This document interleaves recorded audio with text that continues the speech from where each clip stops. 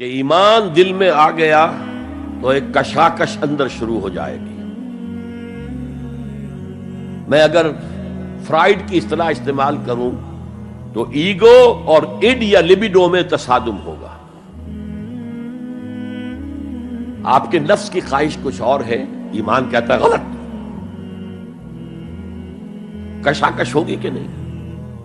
یہ اندرونی جہاد ہے اپنے نفس کے خلاف۔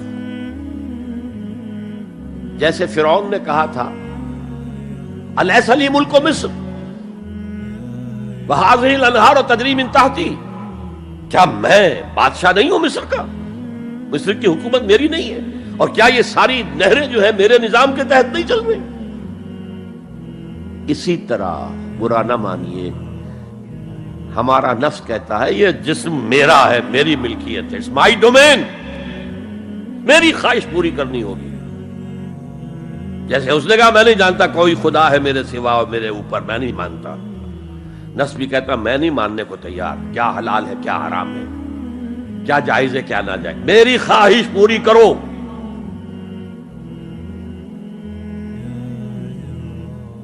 اس کے خلاف جہاد، یہ پہلی منزل کا جہاد ہے۔ اور آپ کو معلوم ہے 3 منزلہ عمارت ہے، تو بلند ترین تو ہے تیسری منزل، اہم ترین ہے پہلی منزل۔ پہلی منزل بنے گی تو دوسری بنے گی، دوسری ہوگی تو تیسری بنے گی نا۔ پہلی منزل یہ ہے اور اہم ترین یہ ہے۔ اسی لیے مولانا روم نے کہا نفس ماں ہم کم ترس فرعون نیست، میرا نفس بھی فرعون سے کم نہیں ہے، لیکن ایراعون نیست، اس کے پاس لاؤ لشکر تھا، اس نے زبان سے بھی کہہ دیا تھا انا ربکم الاعلی، میں ہوں خدا۔ میرا نفس بیچارہ اس کے پاس کوئی لاؤ لشکر نہیں، زبان سے تو یہ کچھ نہیں کہتا، اندر یہی کہتا میں بادشاہ ہوں اس وجود کا، میری مرضی پوری ہے۔ اسٹرگل اگینسٹ دس بیسر سیلف، ایک سیلف ہے اونچی سیلف، خودی، انا، ایگو، اور ایک ہے یہ بیسر سیلف، ہماری جبلتیں جو اندھی بہری ہیں، جو حلال اور حرام سے انہیں کوئی غرض نہیں ہے، ان کے خلاف جہاد کرنا۔ آپ نے فرمایا صلی اللہ علیہ وسلم المجاہد من جاہد نفسہ، اصل مجاہد وہ ہے جو اپنے نفس کے خلاف جہاد کر سکے۔ تمہارے اندر یہ دشمن تو بیٹھا ہوا ہے، تکڑا ہے، تمہیں کنٹرول کر رہا، چلے آؤ باہر کے دشمنوں سے جہاد کرنے کے لیے۔ تم نے ٹانگے کو گھوڑے کے آگے باندھ دیا۔ اور ایک دفعہ حضور سے پوچھا گیا ای الجہاد افضل یا رسول اللہ، اے اللہ کے رسول سب سے افضل جہاد کون سا ہے؟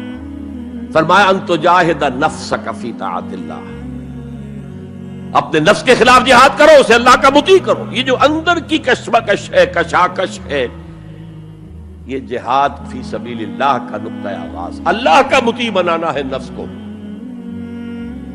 اس کے ساتھ 2 سب لیول اور ہیں۔ اس نفس کو بھڑکانے والی ایک قوت ہے انویزیبل، اور ویزیبل بھی ہے۔ انویزیبل قوت سب سے بڑی ابلیس، شیطان، لعین، اور اس کے چیلے چانٹے جنات میں سے، اور ویزیبل میں انسانوں میں جو اس کے ایجنٹ ہیں، جو فحاشی کو کلچر کا نام دے، یہ اس ابلیس کے چیلے ہیں۔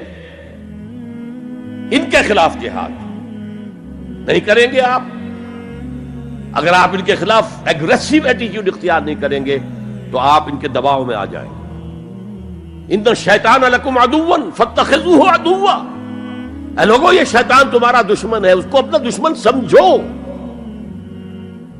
وہ تمہیں سبز باغ دکھاتا ہے، بدی کو مزین کر کے دکھاتا ہے، اچھے اچھے نام اس کے رکھ دیتا ہے، اور تمہیں آمادہ کرتا ہے بدی کے ارتکاب پر۔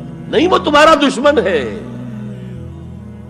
افتتخذونہ وذریتہ اولیاء من دونی، تم مجھے چھوڑ کر اسے اور اس کے چیلے چانٹوں کو تم اپنا دوست بناتے ہو۔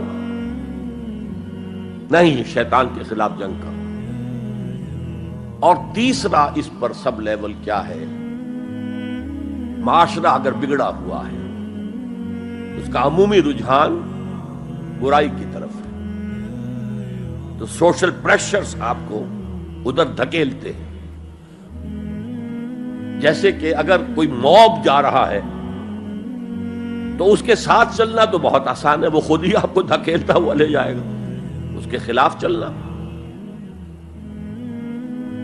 بہت مشکل کام۔ ہو سکتا ہے آپ بڑی زور لگا کے 4 قدم آگے بڑھیں، پھر کو ریلا آئے 10 قدم پیچھے لے جائے۔ تب 2 ہی راستے ہیں، زمانہ بات و سازت تو بعد زمانہ بے ساز۔ یا تو پیسو معاملہ ہے، زمانہ تمہارے ساتھ سازگاری نہیں کرتا، چھوڑو تم زمانے کے ساتھ سازگاری اختیار کر لو، چلو تم ادھر کو ہوا ہو جدھر کی۔ ایک یہ ہے کہ نہیں، زمانہ بات و سازت تو بعد زمانہ ستیس۔